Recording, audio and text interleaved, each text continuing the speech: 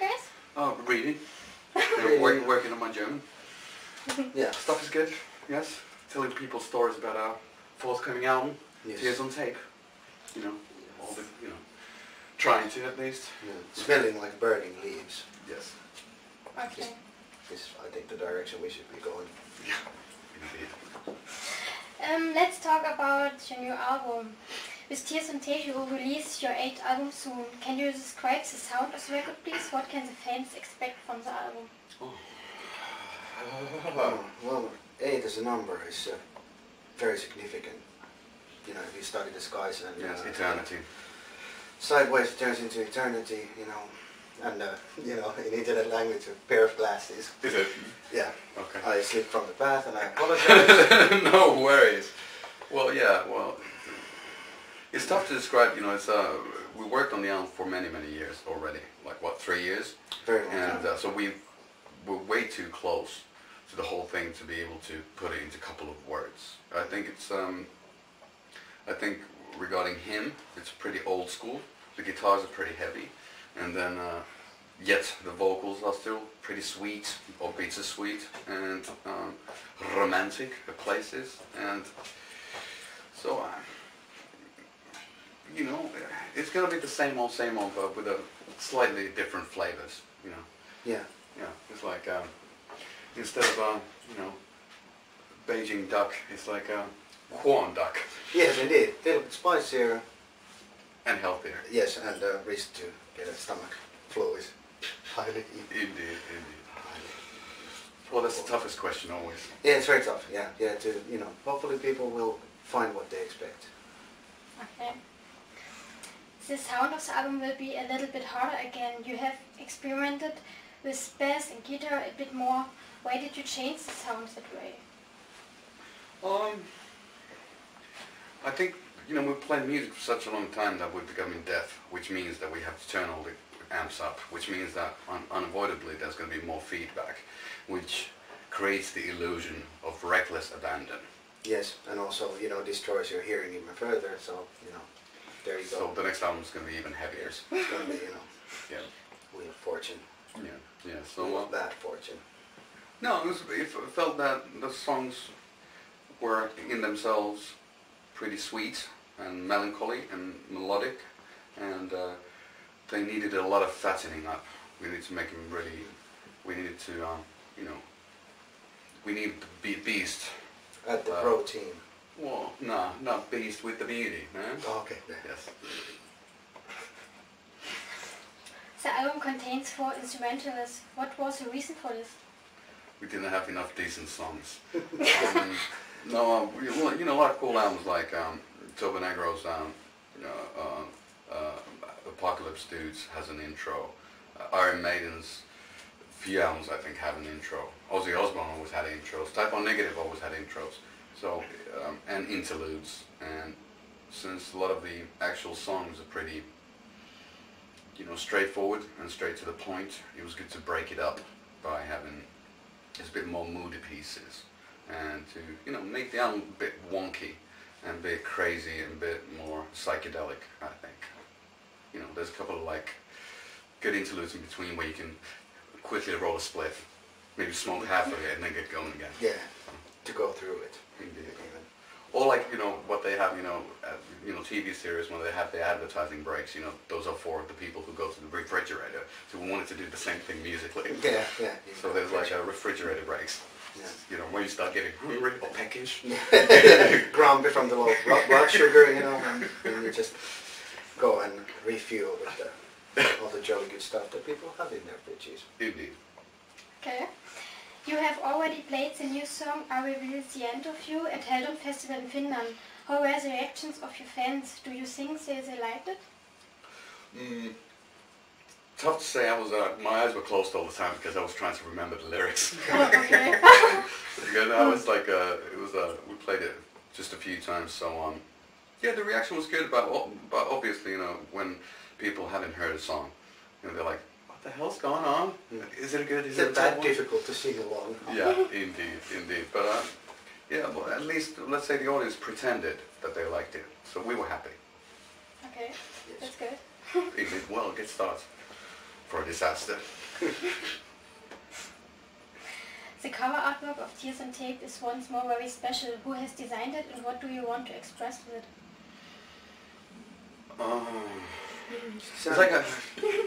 It was like an odd story.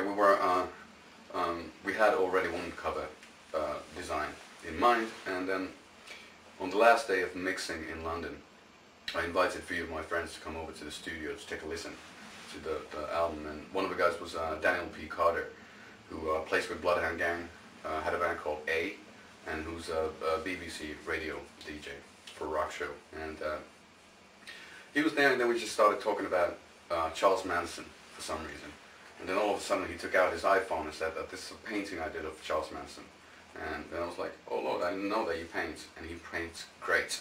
So I said that, you know, we have 2 weeks and we need the album artwork to be done, so can you please do something quickly? And within 2 weeks he had about 13 paintings done for us, and that's the whole artwork for everything. It's one of those things that just happened around the corner. We didn't expect it, and we're really happy with it. You know, he loves, there's this English artist from like, I think he passed away in the 50s, the 1950s, called Austin Osman Spare, who did a lot of these surreal, odd, kind of the occult type of paintings, and I'm a huge fan, and Dan P. Carter is a huge fan, so he incorporated all that stuff, so it's kind of evil looking with its snake coiling around, and with is it a scepter or a heptagram, I can't remember, and a heartagram, and all sorts of symbols and stuff. It's a bit more like evil, I think, than a lot of the stuff we've done before. And for me, it reminds me a bit of some of the Fields of Benevolent album covers, you know, in its esoteric tendencies. Yes, it's Snakes are good for the soul. yeah, good for the mythos. And why do you choose the Malachim alphabet on this cover? That was Dan B. Carter as well. You know, he liked Malachim for some reason. I don't, you know, there was a couple of different alternatives, but he started doing it, and then I was like, what's this one? Because I had seen it before, and then he gave me the alphabet, and then, you know, I like that pseudo-satanic stuff, let's put it that way. I like that kind of horror movie-esque vibe that you get from, it's really graphic, it's symbolic, and at the same time it is an alphabet, so you can actually read through that stuff. It's not just random stuff. And witches can too. Yes. It's important to, you know. And angels. And angels. The fallen angels. Okay. The song Tears on Tape will be released as a single, is that right? Yes? Okay. Right. Do you choose the songs to be released as a single yourself, or does someone else choose them for you? Satan. Satan does. No, no, it was, leave it at that. Satan made the call. No, a lot of times I think, you know, the band is way too close to the album, so it's tough to say what song rocks the hardest. We have our own favorites, but they're not necessarily because they're great songs. They just bring good memories into our heads, how the songs were created. And so, you know, we played the album to the record companies, to our friends, and started seeing, you know, what are the favorites, and we're in a funny position that it's going to be, Tears on Tape is going to be the single over here in Germany. Into the Night is going to be a single in Finland, and then a song called All Lips Go Blue is going to be a single in America and in England. Okay, so we're because all the countries like different songs, which is a great thing, I think. You know, I think that it's a cool thing that, you know, a lot of times people are struggling to find a single from an album, you know, that there's like maybe only one track that could be okay. So I was happy that they were talking about Love Without Tears.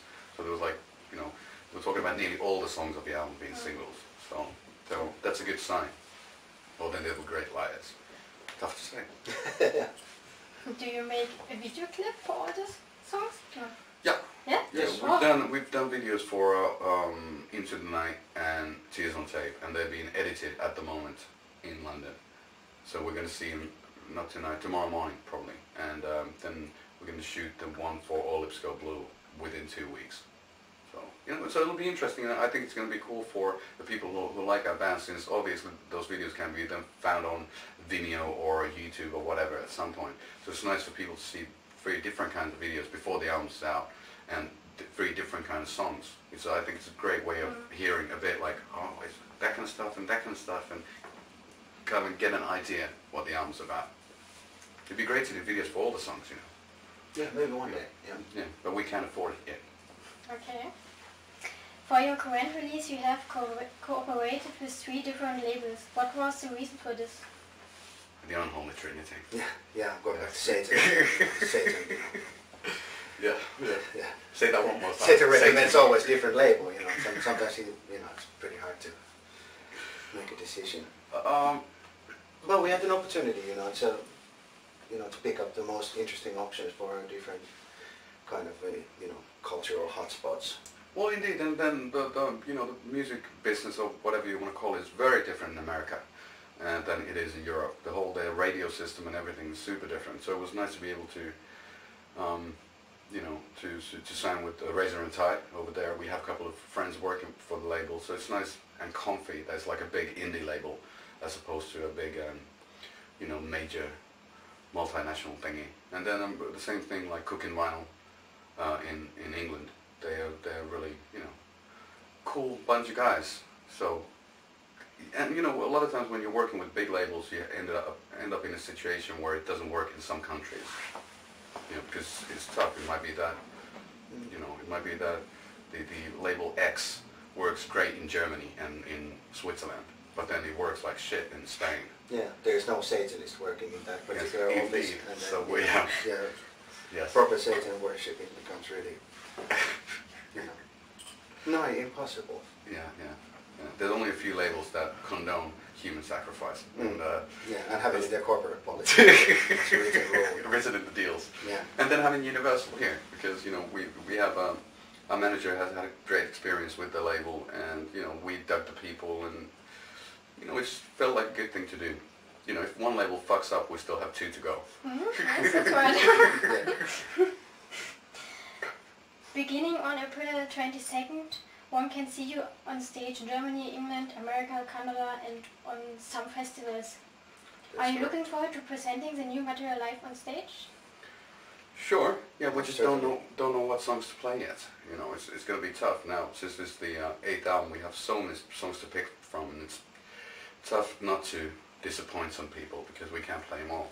So, especially, we're going to disappoint ourselves. Exactly, yeah. But luckily we have the Satan connection. He will probably make a set list for us. Shut up now. I got it. It's too funny. But yeah, it'll be fun. We're just waiting for kind of like to get the first response of the people. What songs they like, and probably we're going to play those 3. They're going to be singles, and then figure out if there's something else as well. It'll just be fun to be back on tour. Anyway. Are you nervous because of this? You can talk now. Oh yeah. I'm just gonna say something about Satan again. So. Well, of course, yeah. It's been, we haven't been touring for a long time, so of course you don't know what to expect unless Satan tells you in advance. Okay. Okay, you should go sleep. I should experiment with some other religious people.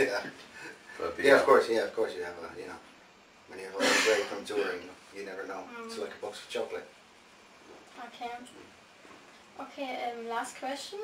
Will there be an elaborate tour through Germany in autumn or winter, summer? Well, that's the idea. These few gigs are more like record release parties. The one in Köln and Berlin and London, and then in the States. So they're not full tours. And after the festival season is over, then we're going to either start from America or Europe and do full touring until Christmas time, and maybe even after, depending on how people are going to react to the album, and if they want to really People are welcome. Yes, if I was thinking of Satan now. Yeah, me too, and I'm gonna say it until this is over.